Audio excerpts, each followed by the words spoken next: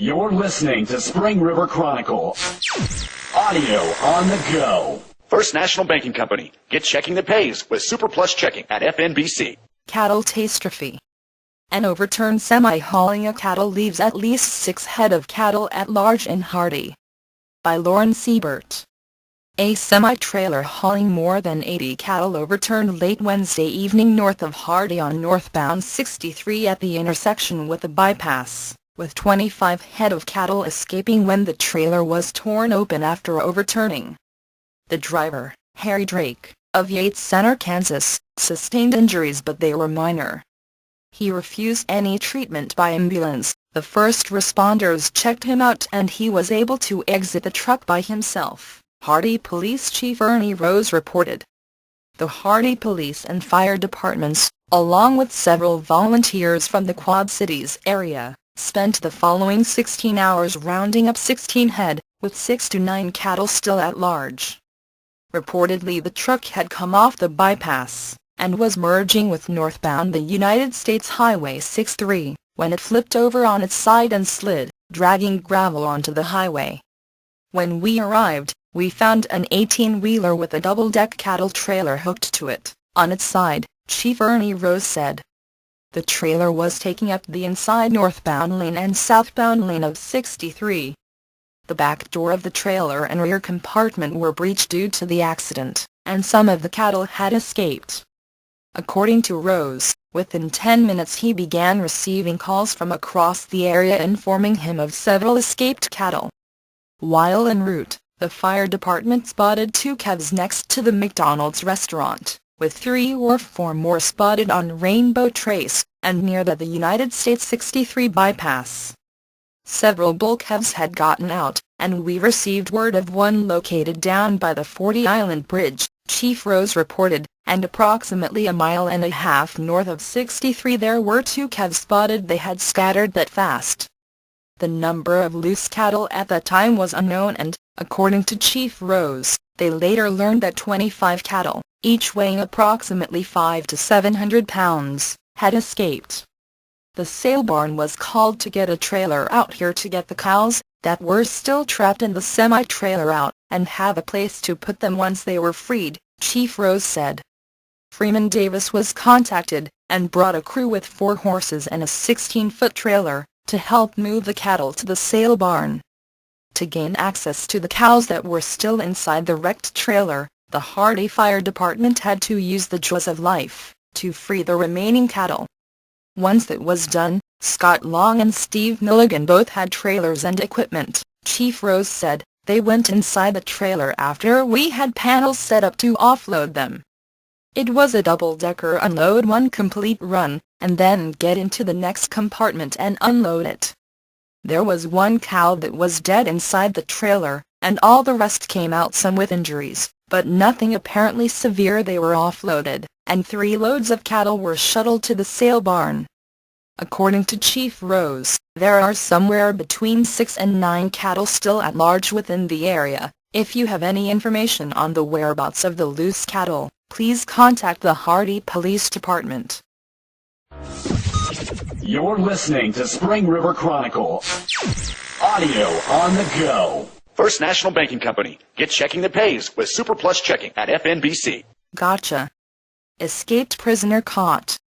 Adam Leroy Mathis was apprehended February 19, after attempting to escape authorities while on work detail.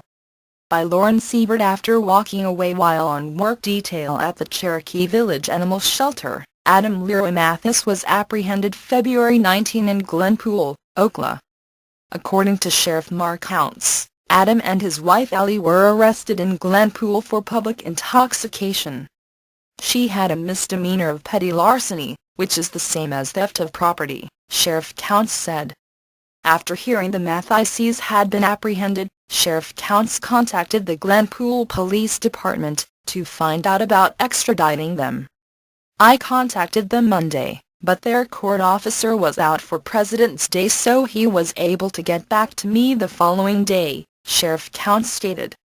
Now, we're just waiting on a phone call to see if they have signed the extradition papers. As soon as we find out if they have been signed, we will send an officer to go pick them up.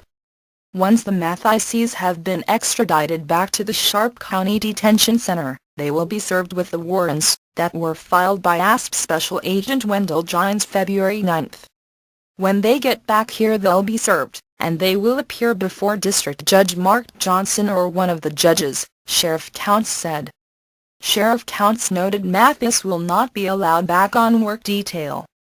Originally, in Sharp County he was working off some fines for Judge Johnson concerning misdemeanors, and he was looking at a forgery in Missouri, Sheriff Counts said, but nothing that was going to come back and haunt him or send him to prison for years. Now he's got problems. It doesn't make sense why he wanted to just run off. Ali J. Mathis is charged with assisting in or furnishing an implement for escape, a Class C felony. Adam Leroy Mathis is now facing third-degree escape, also a Class C felony. You're listening to Spring River Chronicle. Audio on the go. First National Banking Company. Get checking that pays with Super Plus Checking at FNBC. FNBC celebrates 100 years. After 100 years of service to the community, FNBC celebrated with a gathering and a special big reveal that wowed the audience. By Lauren Siebert. After a full century of hard work and dedication to the surrounding communities, First National Banking Company was happy to celebrate 100 years in business on February 24. FNBC kicked off the festivities around 10:30 a.m. with eager participants rushing in to join in the festivities, waiting for the big reveal that was to come. As the day progressed, tickets were given out, and names called to see who the lucky individual would be, to enter into the inflatable money vault for a chance to win some cold, hard cash. Once a participant had entered the vault, fans began blowing in full force, making it difficult to catch the flying ones, 5s, 10s and 20s. With all the excitement going on, the Ozarka College Culinary Department was there to cater the event and keep everyone refreshed and ready for more. At around noon, all attendees gathered outside for a ceremonial ribbon cutting by the Spring River Chamber of Commerce, and to finally see what the big reveal was.